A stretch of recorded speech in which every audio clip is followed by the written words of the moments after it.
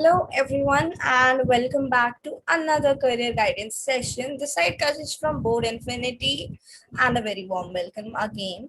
So, today we have a very interesting and new topic for you all, which is what makes React popular with developers in 2021.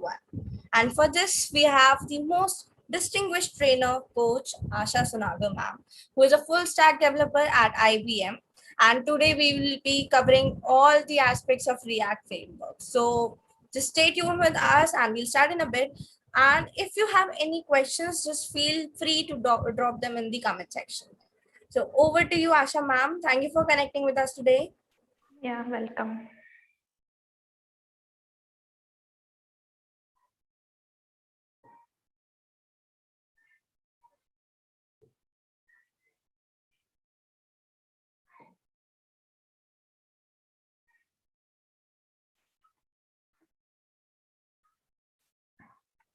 Good evening, everyone.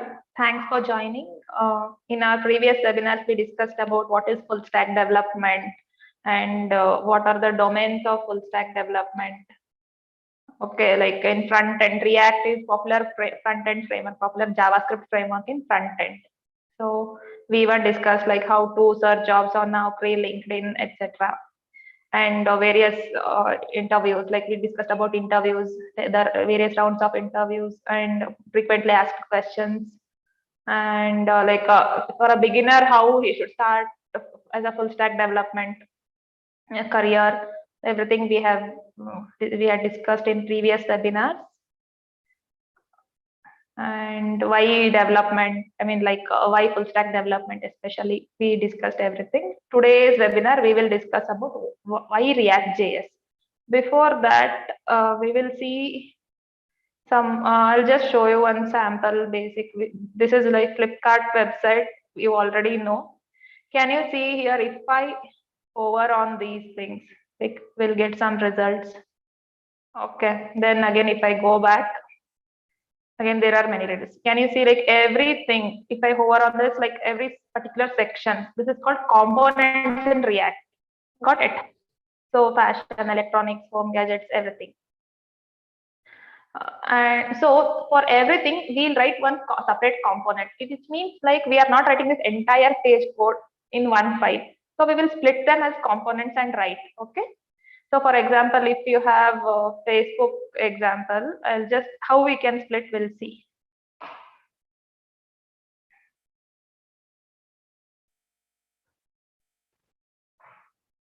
Okay, see, so this is on login page, then registration page. Okay, this is all different components. Got it? Similarly, for every page, we can write different components. Can you see here? So can you see like there's some text here, deals of the day. How it is getting displayed, we'll just see one sample thing, just a simple one. I guess you are familiar with IDs. Like if you see my previous webinar, I had explained about IDs. It's a selector in CSS. So we will declare its ID in HTML file. And in JavaScript, in order to access that ID, I have one inbuilt function called getElementById. Okay. So this document is something like it's present in JavaScript, like we have DOM tree, which means to represent HTML elements in a systematic manner. Okay. So I have declared anything. This ID can be any name. I have just declared it as root. And this let is a keyword used to declare variables in JavaScript. So display is my variable name. And I am accessing this ID. Okay. Document dot get element by ID, this root. Okay. And displayed on inner HTML. Means I want to display something in HTML page. This H1 tag, heading tag, and hi. Got it? So did you observe to just print hi on your browser or on your website? We have like, this is one line of code. This can be taken it here also. Okay. This is one line of code, and here 2 lines of code, like totally 3 lines of code just for to display anything. Can you observe here, there's so much coding here. Okay, this data cards is one separate component. Here this is one separate component. Again, on click of this, you will go to this particular page wherein all the details you will get. Can you just imagine how much coding you might write by using this basic HTML, CSS, and JavaScript? Got it? Just to write, just to print hi on your browser, these 3 lines are needed. Imagine how much you will write, how much code, how much lines of code you might write, and this scroll bar and this side, left side, and some in Facebook, if you will be having some right side also, which will be fixed. Only the news feed will be scrolling. So again, if I hover on this, there is something to pop.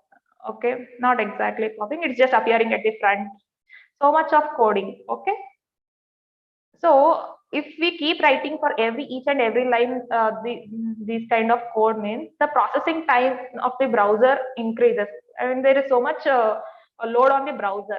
So what this React.js, which was developed by Facebook company, that is like Jordan Walk, what he came up with the solution is, let's not write inner HTML for each and every line. We will create something called virtual DOM. Got it?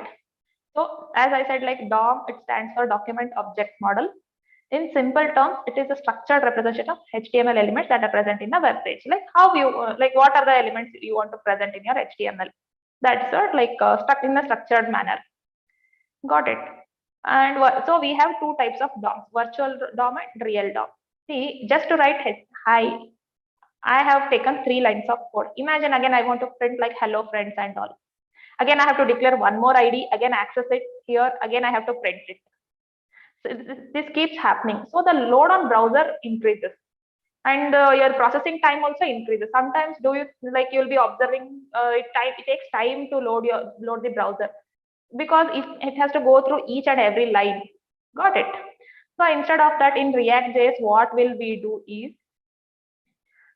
can you see, like just observe from line number 39 to 54. Okay, we will declare like functional components. These are called functional components. Okay, it should start with uppercase. So what we'll do in HTML file, we just declare only one ID. Only one ID. How many tags if you want to write? What? Declare only one ID. This is the default page. Okay. In index.js, this is like I'm coding in React, like npm package I have installed. Here, what I'm doing, like how many tags you want, you can write in one set, one ID and one set of tags. But these tags should be enclosed within outer parent tag. If you remove this parent tag, you will get error. Got it? So, and then you have to render by using the inbuilt function called render from React library, and you have to give this which which component you want to run, and by accessing that ID, document.getElement by ID, which we declared it in HTML file. Got it? This is, can you see here? That we will be accessing only one ID, and once you are accessing, but the code you are writing in this component is more. How many lines you want, you can write. Got it? So how it appears on your browser is, it just appears like this. See, no need of writing in if we write this code by using HTML, CSS, and JavaScript for these three statements, we would require like 9 to 10 lines. But in React, we are just writing like 3 lines of code.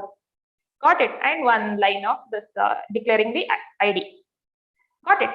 Any doubts in this? So your code complexity reduced, and what is this? Your browsing time also reduced, and the load on browser also gets reduced. Your processing time, everything is reduced.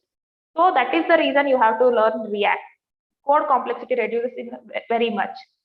Got it? Directly, no need of toggling between pages also. For example, if I want to print something like one more, this one is, I will just declare one more ID.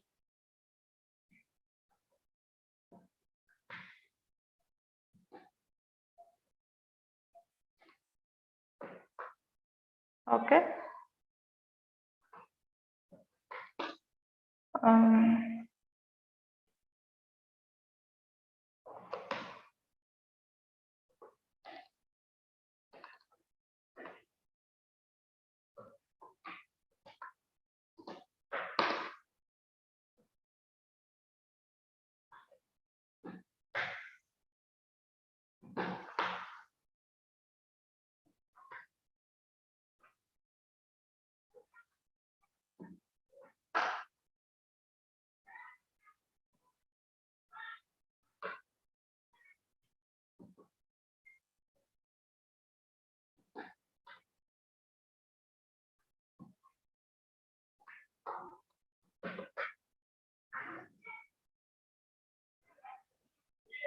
Can you see here? Again, if I want to print anything, again, I have to declare one ID if you use by HTML, CSS, and JavaScript. And again, I have to declare one variable. I have to access by using this get element by ID function. Again, write some inner HTML. Inner HTML is used to print, is a print statement which you use to print anything on your HTML page. That is browser page. Got it? See, just to print this, you have to write like 6 to 7 lines of code. But in React, what are we doing? We can print any number of lines, but the code is less. Got it? Like, see, for 3 lines of code, I'm just writing only 3 tags. Got it? So the functionality of the application also increases. Performance increases. There is no load on browser. This is the reason why we go for React. In that too, like currently it's highly in demand. Like every company wants React developers. Got it? So this is what. And next comes like virtual DOM. So I have declared some variables and I have written some tags. Got it? Now, why we went for a function is we can't write more than one line in variable. Can you see, like one variable, only one statement that I am printing in console. Here I will be explaining the concept of virtual DOM. Right click, inspect, and console. Yeah. See, this is all virtual DOM. So what are we doing is, if we want to print anything on our browser, we are just declaring these variables and printing on this. So what this virtual DOM does is, it combines all the statements and it will process it and it will be passed to the real DOM. This browser section is real DOM and this console is virtual DOM. It's all virtual DOM. These things I am not writing in my code, but React itself takes care of it. Got it? So what virtual DOM does is, like everything, if all statements are combined and then it is passed to the real DOM. So every time, no need to make the the statement won't be called every time on this browser, because everything is combined here and the final result is passed to the browser. Got it? So this is called virtual DOM and real DOM. Apart from this, like React libraries are very much, like one of the libraries is React Tree Fiber. So see, like used to develop 3D images like this.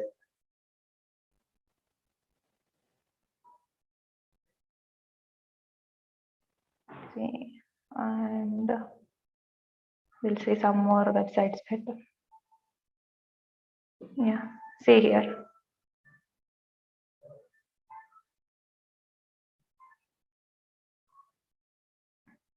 This is just a code sandbox, like online editor for React.js. Can you see?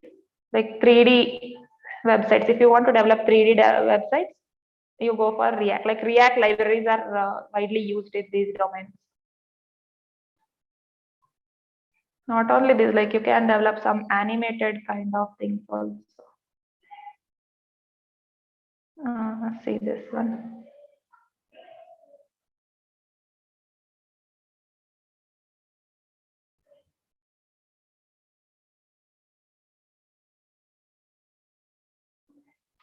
Can you see? This shining part and all these small cubes. These things can't be developed by using your normal JavaScript, that is vanilla JavaScript. React libraries are more you can develop. Like just go through this website, this one, React Tree Fiber, code sandbox. You will be getting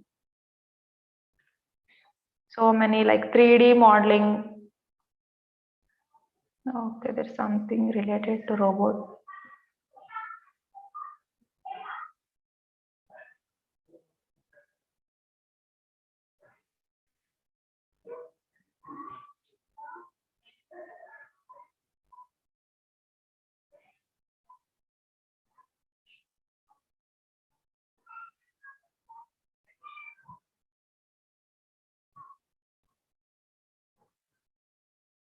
Yeah.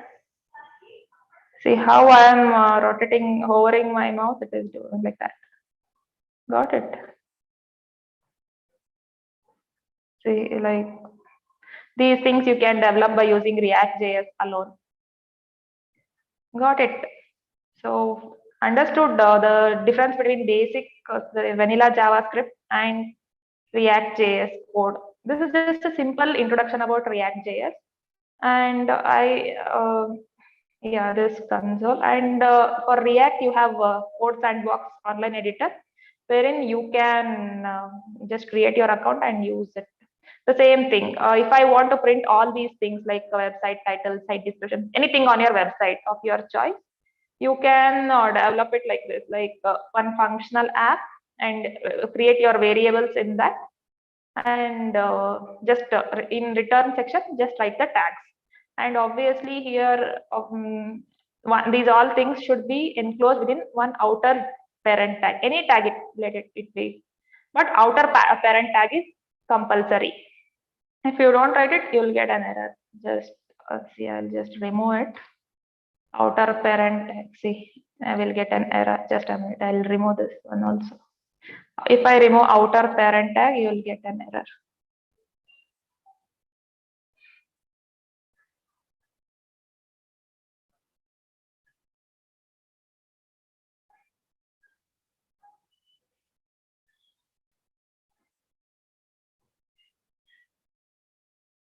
Okay, this browser is not so like it will be sometimes all your errors might be ignored. Just imagine if I remove this outer tag. See, here only you got error. So always it should be enclosed within, see, failed to compile. Got it. Because in some browsers, they will ignore that one. That is why always try to code in editors. Outer parent tag is must. Okay.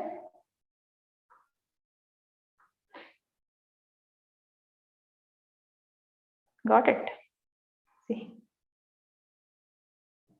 So this is just the rules for React. And if you want to the difference between your HTML and this one is instead of like declaring class directly, we used to declare class. Here we declare class name. Can you see here? Line number 19. The syntax is like this. That's it. This is one difference. Got it. And one more concept is like whenever you are declaring variables here, if you want to change that variable dynamically, how are we going to do? By using something called state variables. That is called use state. Okay. By you'll import that use state from React library, and these all inbuilt functions. This from like these inbuilt functions are called hooks in React. That is also very important concept. Here we are only focusing on dynamically changing the variables from this use state. Okay. So I have created one button here.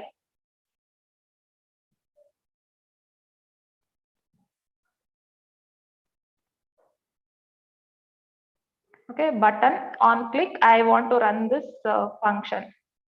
Got it. So what is that function? Handle complete. Okay, I am just I want to change it to some different text. Earlier it was uploading text. Okay. Earlier I declared one variable here. Can you see post status? What value I gave is uploading. This is called like use state. Got it. Here you will declare variable along with that one function also. So initial value you are setting it to uploading. This is initializing the variable. This is how you initialize.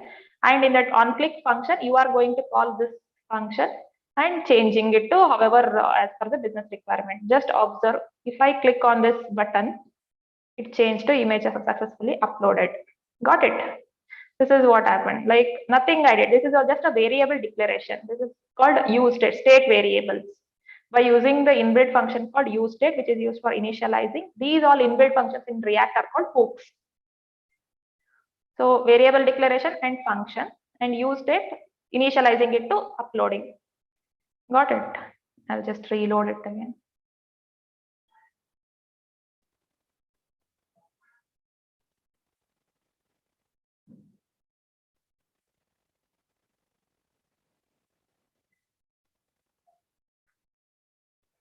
Got it. Here only you have app.css, JS, and here HTML file.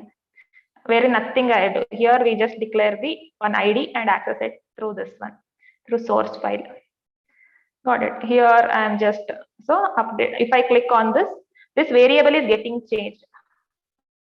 Okay. Okay, initially what I declared, like post status variable, it was to uploading. Can you see here, uploading? If I click on this button, it will change. So this is called like dynamically changing the variable values, which is nothing but state variables, and the inbuilt function used for that is use state. Such inbuilt functions are called hooks in React. Got it? Okay. So understood about virtual DOM and real DOM. This virtual DOM, it combines all the statements and then it processes it and passes to the real DOM, that is browser. Okay. So whatever I said just now is all just summarized here. Everything in is inner HTML, as I told you here. Can you see?